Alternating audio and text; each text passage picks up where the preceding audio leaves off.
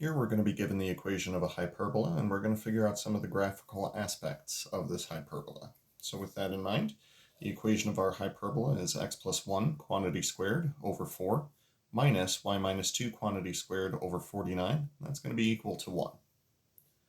Now with those things in mind, what I emphasize for all of my conic section problems is, as long as we find the same three things in all of these cases, we're going to be in great shape. The first one is going to be the significant point. Now the significant point for a hyperbola is its center. And the way we get this significant point comes from what's inside the parentheses. I see an x plus 1. I see a y minus 2. So in my mind, I'm setting those things equal to 0 and solving for x. That'd be x is equal to negative 1, and this would be y is equal to positive 2. As such, the center is going to be exactly that, be negative 1, positive 2. Next up will be the orientation. Now when it comes to the hyperbola, we're talking about the transverse axis, which is the hyperbola equivalent of a major axis. Now for the hyperbola, it's not like it works for the ellipse. It's simply whichever one of the variables has a positive coefficient rather than the subtraction sign. So this is going to refer to our transverse axis. I see the x variable there. X variable indicates a horizontal transverse axis. So when we are setting up what the graph of this thing would look like, all of the major points are going to be on the same horizontal line. Center in the middle, vertices right after that, and then the foci farther out from that. And finally, significant distances.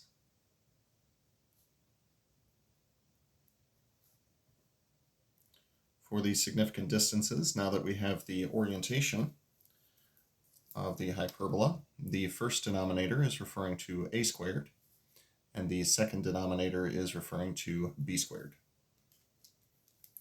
As such, we are able to get a couple of our distances ahead of time. Now, the definitions of a, b, and c are the same for the hyperbola as they are for the ellipse. A is the distance from a center to a vertex, b is the distance from a center to a covertex, and c refers to the distance from a center to a focus. Additionally, these distances will actually obey a good-looking version of the Pythagorean theorem, unlike what we had for the ellipse. So given that a squared is equal to 4, that means that a would be equal to 2. Given that b squared is equal to 49, that means that b is going to be equal to 7. Plugging these two values into our Pythagorean theorem tells us that 4 plus 49 is going to be equal to c squared, or simplifying this expression, c squared is equal to 53. Now, I'll take the square root of this to get my value for c. That'll be c is equal to the square root of 53. That's all that we need for the time being. So let's head back to the original problem and start answering the questions that were posed of us. So let's start by relisting the center. And we figured out that the center was at negative 1, positive 2. For the vertices, because we have the horizontal transverse axis starting from the center, I'm going to move horizontally a total of a units to arrive at each of the vertices.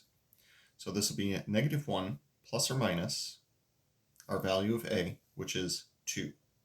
The y-coordinate should not change. Simplifying this expression, negative 1 plus 2 will be positive 1, and negative 1 minus 2 will be negative 3.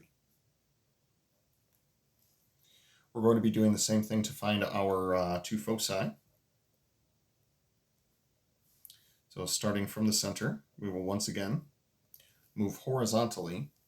Again, that comes from the horizontal transverse axis. Center to focus is a total of c units. So we are going to do negative 1 plus or minus the square root of 53, comma 2. Now in my mind, that's fine the way it is because we can't combine those. They are not like terms. But just in case they need to be listed separately, this is how that would look. Now, as far as the oblique asymptotes are concerned, there are a couple different ways to find this. So for the oblique asymptotes, these are the two lines that pass through the center.